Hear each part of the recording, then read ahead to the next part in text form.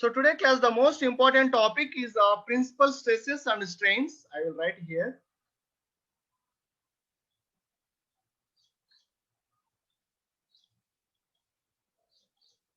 So the principal stresses and strain.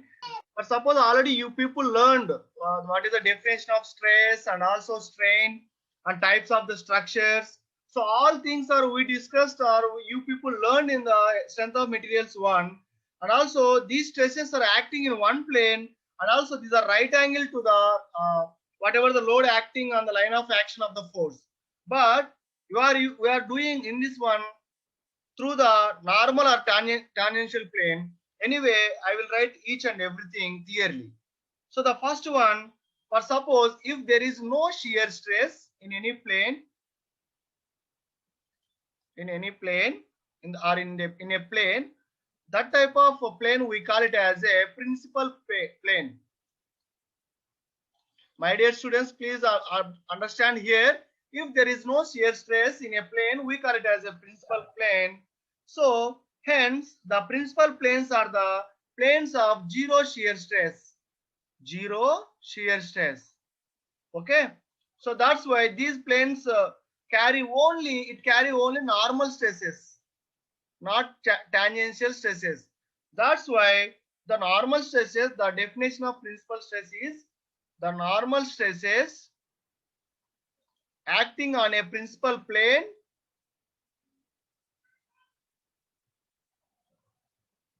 is called as a principal stress. So the definition of the principal stress is the normal stresses acting on a principal plane, we call it as a principal stress. What is principal plane? When there is a no shear stress in a plane, we call it as a principal plane. Okay. Now there are to determine the stresses in the stresses on the oblique section.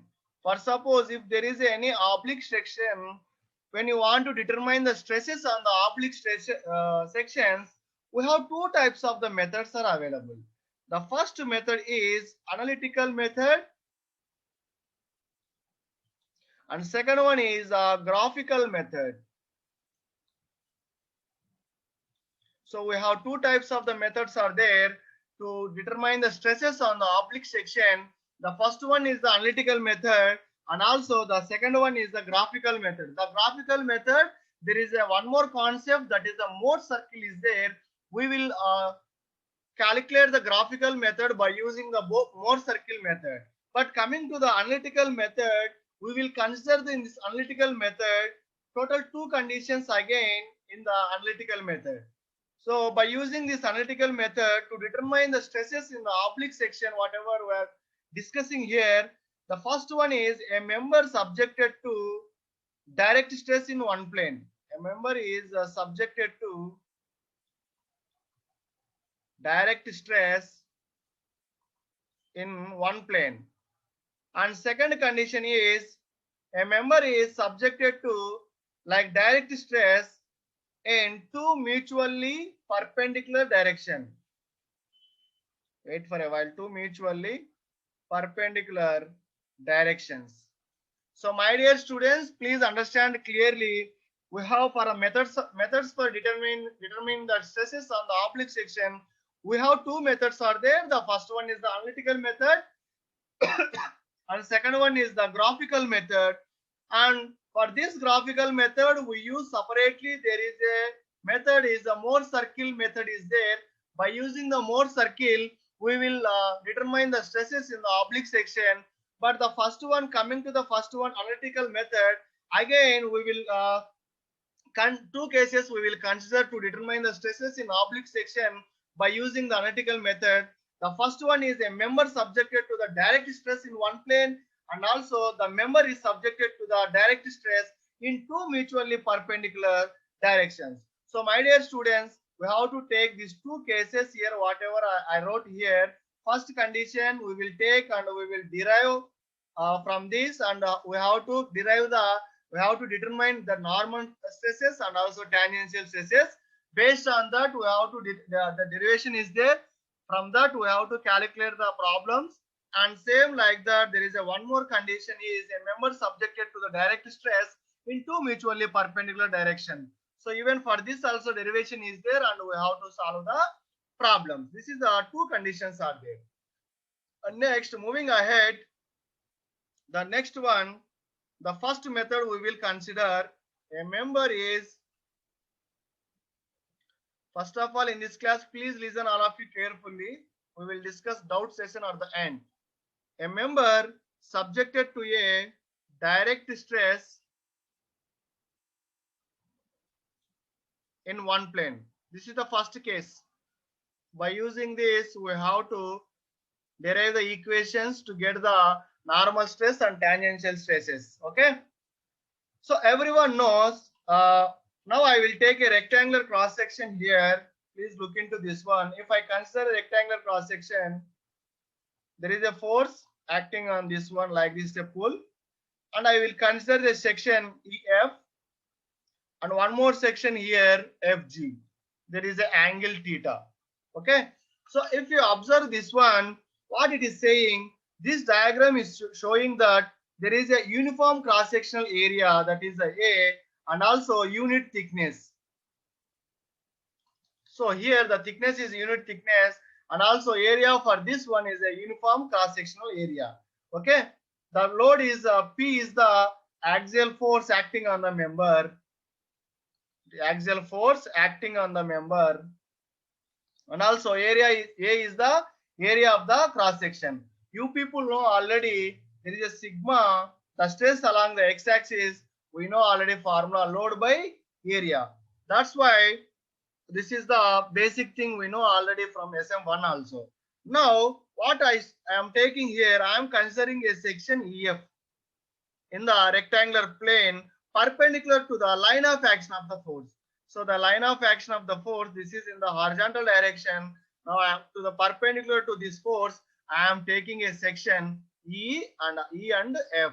This is the section I consider here. Okay. Now if I consider this one, if I want to calculate the area for the section for the EF, what happens?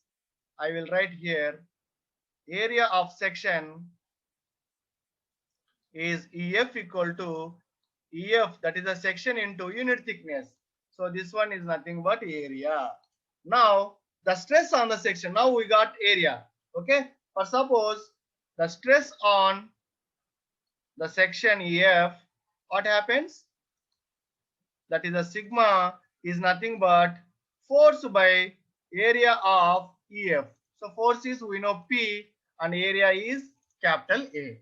This is the stress on the section. It is completely normal stress, not tangential stress. Why? Because we are taken in the perpendicular direction and also there is no shear stress on the EF.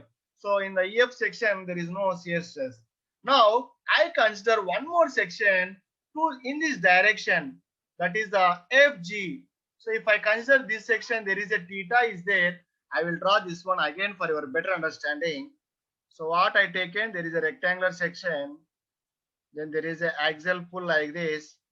Consider a section EF. Okay, we calculated already what is the stress on the EF. Now I consider one more section here. Wait for 1 second.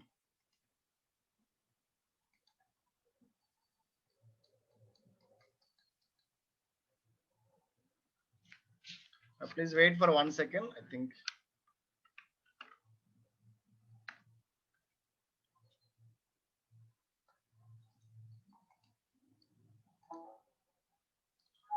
Yeah, please 1 second.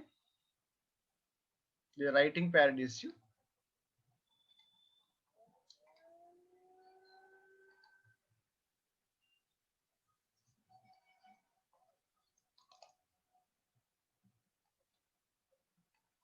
Yeah, here if I taken this is the section G. Okay. Now I think there is a issue in the writing pad. Please wait for 1 minute. I will resolve this one within 1 second.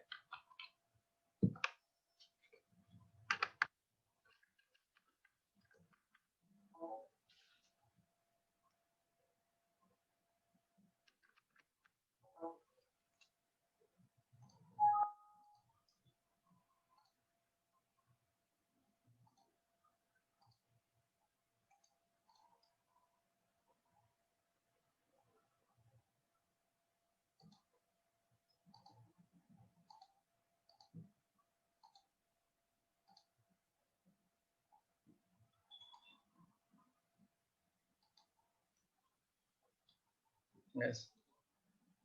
So here, this is the theta value. So if I consider this section, there is a one more section I consider here. That is the FG section. Okay. So now, if I consider this section from F to G, what happens? The area of the section, what happens? Area of section, the FG equal to FG into unit thickness. So already what is the FG here? If you consider this triangle EFG, what happens? Cos theta equal to EF by FG. EF means adjacent side and FG is the hypotenuse here. So now we need FG. So what happens? FG equal to EF by cos theta.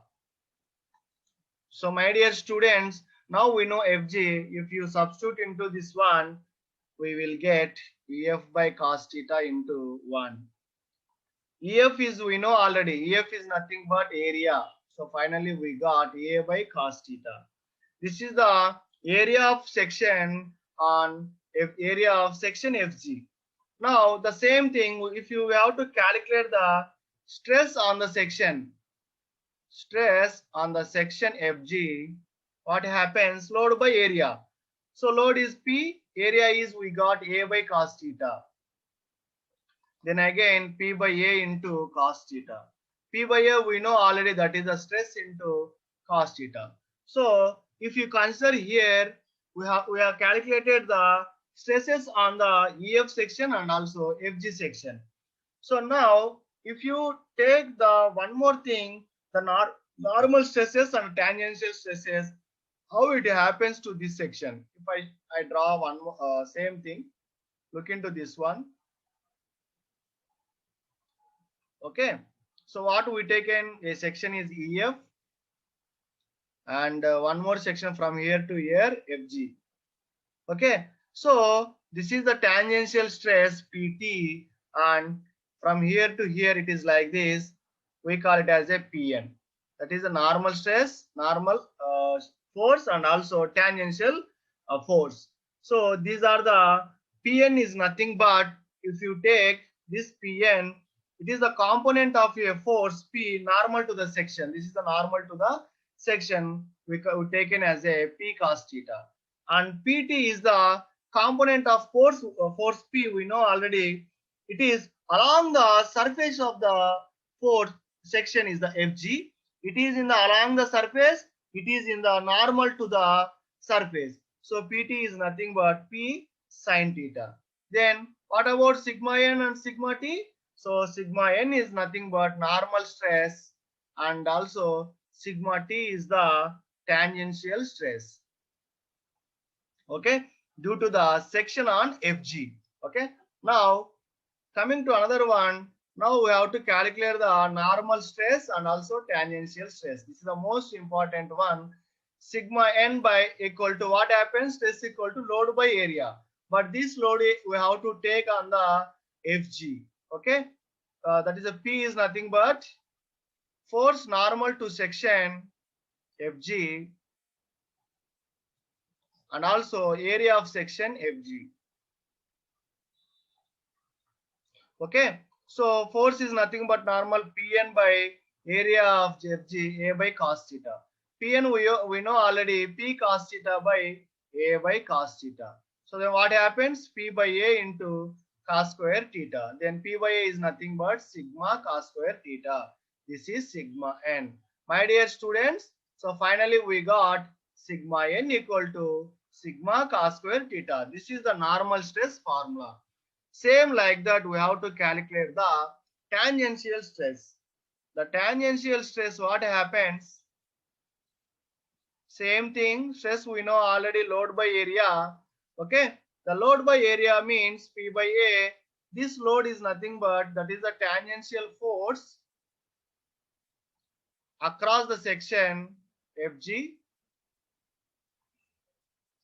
and area of section FG.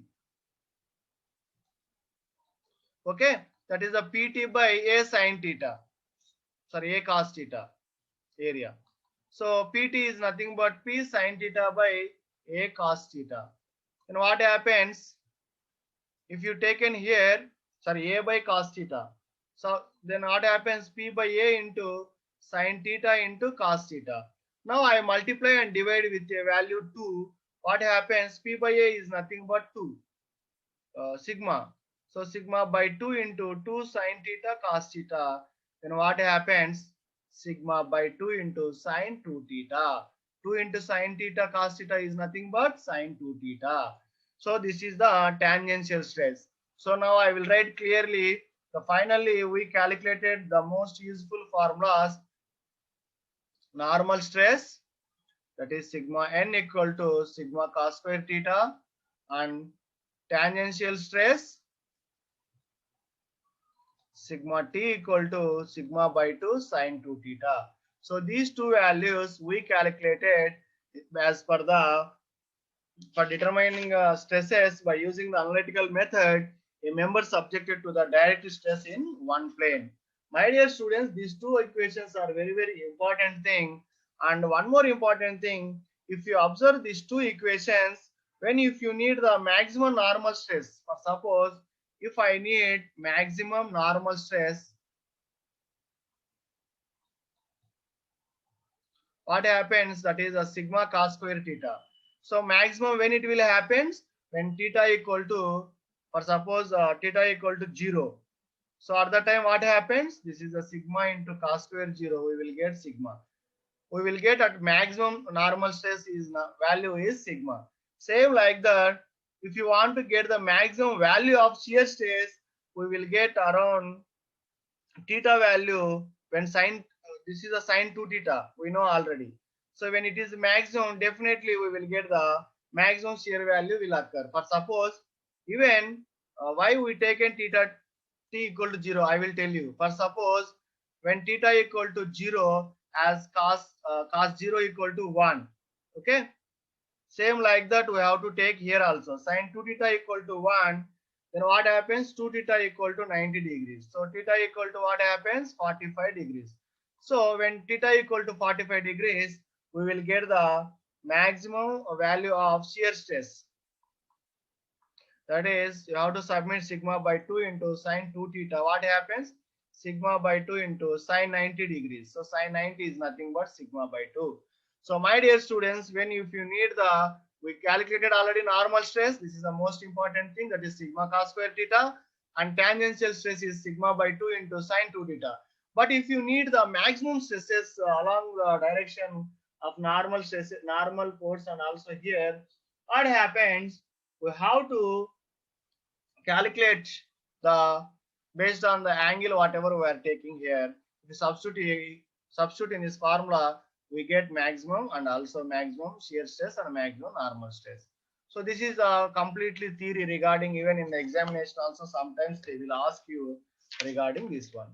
And also one more important thing, I will solve one problem, very easy problem for your better understanding. Even you have to do this one and you have to do now only. Okay, we have plenty amount of time. I will write a problem. Wait for 1 second.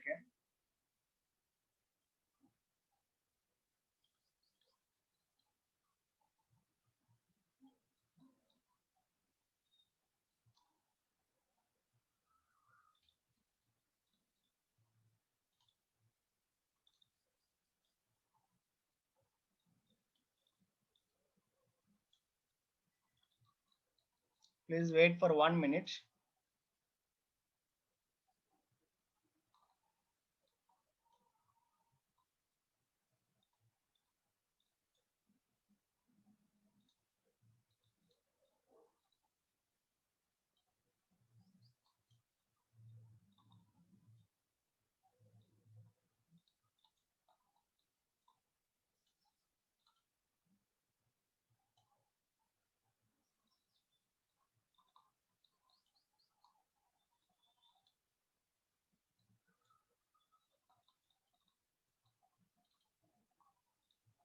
So my dear students, this is the problem. So all of you listen carefully. What they given in the problem is a rectangular bar of cross-sectional area. They given a rectangular bar of cross-sectional area is 10,000 mm square. is subjected to a axial load of 20 kilonewton. So what I wrote here, a rectangular cross section. This area is 10,000 mm square. There is a axial pull is 20 kilonewton. Okay. Determine the normal and shear stresses on a section which is inclined at an angle theta. Theta they given 30 degrees with normal cross section of the bar. So my dear students, now calculate the normal and the shear stress. What they given in the formula, cross sectional area A equal to 10,000 mm square. So P equal to 20 kilonewton. If I convert into Newton, that is 20,000 newtons. And oblique plane theta equal to angle of oblique plane is 30 degrees. Now first calculate the direct stress. Sigma equal to load by area, that is 20,000 by 10,000. So I got 2 Newton per mm square. Now calculate the sigma n and sigma t. Sigma n is normal stress and sigma t is the tangential stress or shear stress, whatever it may be. My dear students, we know formula sigma n equal to sigma cos square theta and sigma t equal to sigma by 2 sin 2 theta. Now everyone knows the sigma is, I will write here, sigma equal to 2 Newton per mm square and theta equal to 30 degrees. So now calculate, substitute into these two formulas and tell me the answers. What is sigma n and what is sigma t?